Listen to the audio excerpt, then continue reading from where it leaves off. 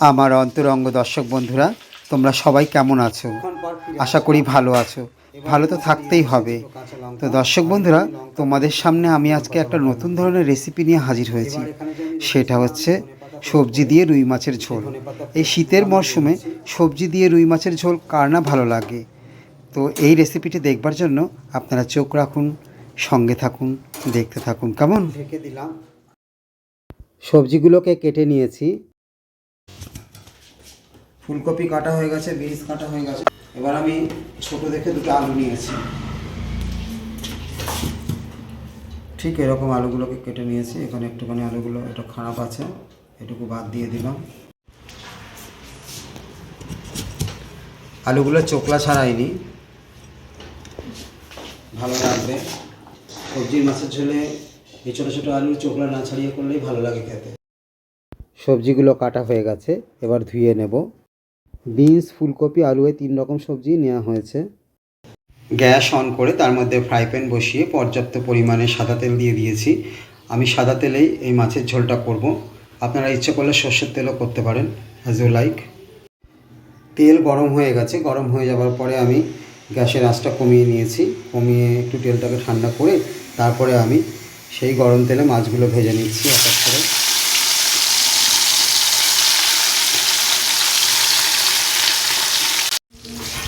6 piece ring আকারের মাছের piece নেওয়া হয়েছে। আপনারা যেমন খুশি মাছের পিস নিতে পারেন।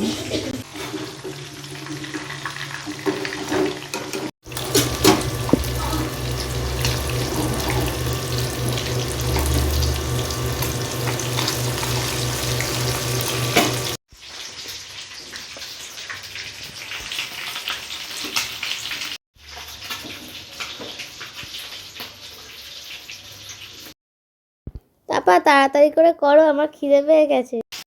ফার্স্ট স্টেপে মাছগুলো আমার ভাজা হয়ে গেছে, এবার আমি তুলে নিচ্ছি।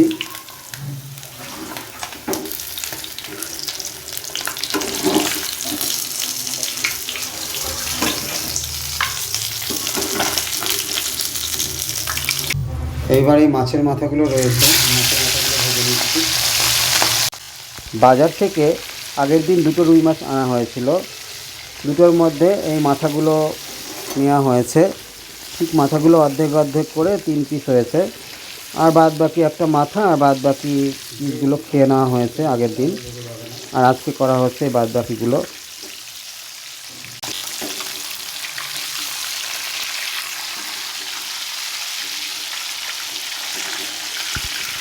মাছের মাথাগুলো ভালো করে ভাজবার জন্য হাফ করে নেওয়া হয়েছে।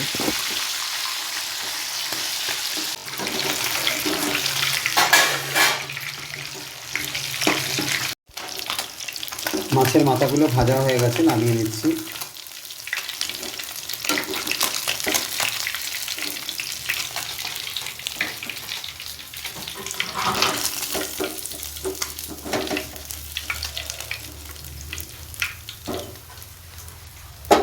এবার আমি এই মাছ ভাজা তেলটার থেকে তেলটা আমি এতটা কমিয়ে রাখলাম, অনেকটা তেল ছিল।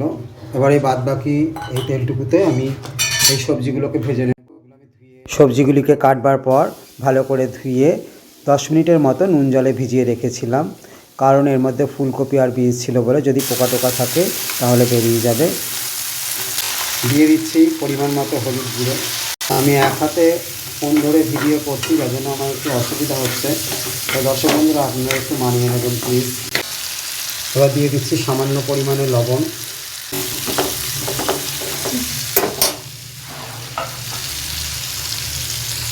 এবার ঢেকে দিচ্ছি। এখানে আমি ধনেপাতা নিয়ে নিয়েছি আর 3টে কাঁচা লঙ্কা নিয়েছি। এবার আমি এগুলোকে মিক্সিং বলে বেটে নেব।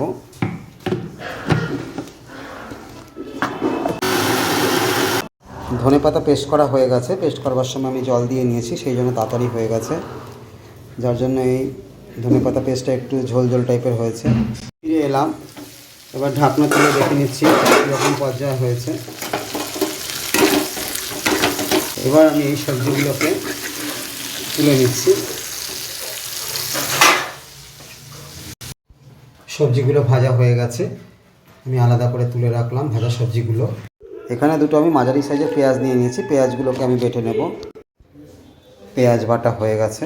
সবজি ভেজে তো তুলে নিয়েছি, এবার এই সবজি ভাজা ওই মাছ ভাজা তেলের মধ্যে আমি দিয়ে দিচ্ছি পেঁয়াজ বাটা।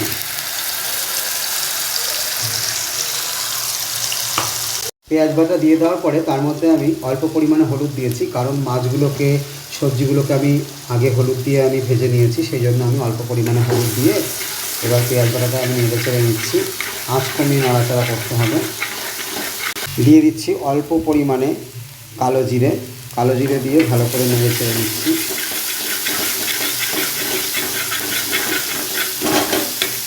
এবার এর মধ্যে ভেজে রাখা সবজিগুলো দিয়ে দিচ্ছি।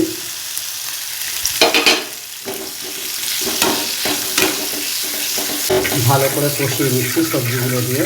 সবজিগুলো কষাতে কষাতে খুব দারুণ একটা স্মেল ভেসে আসছে। এবার এর মধ্যে দিয়ে দিচ্ছি পরিমাণ মতো জল।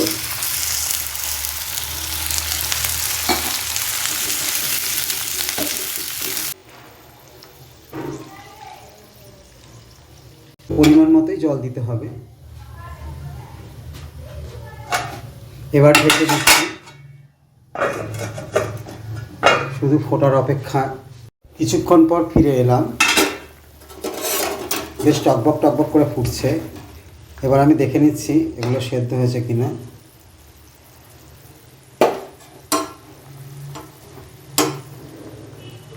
হ্যাঁ, সেদ্ধ হয়ে গেছে।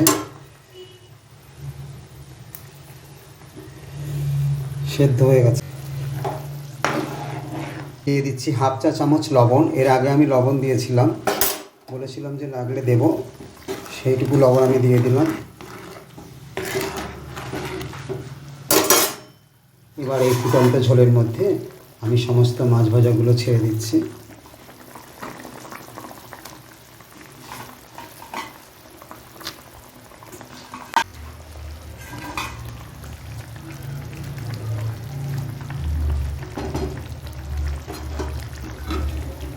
ঢেকে দিচ্ছি, কিছুক্ষণের জন্য রান্না হতে দেব। কিছুক্ষণ পর ফিরে আসলাম। এবার এর মধ্যে দিয়ে দিচ্ছি 2টো কাঁচা লঙ্কা। আগে তো আমি লঙ্কা পেস্ট করে দিয়েছি ধনেপাতা বাটার মধ্যে।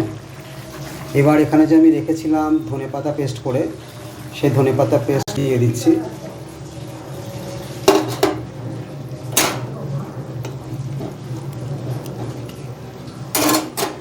ঢেকে দিলাম, আরও কিছুক্ষণের জন্য রান্না হতে দেব। কিছুক্ষণ পর ফিরে আসলাম। বাহ, কি সুন্দর স্মেল বেরোচ্ছে, আমার তো জিভে জল চলে আসছে। কালারটা কি সুন্দর সবুজ হয়েছে। এর মধ্যে কিন্তু আমি কোনো আলাদা করে লঙ্কার গুঁড়ো, জিরে ধনের গুঁড়ো কিচ্ছু দিইনি।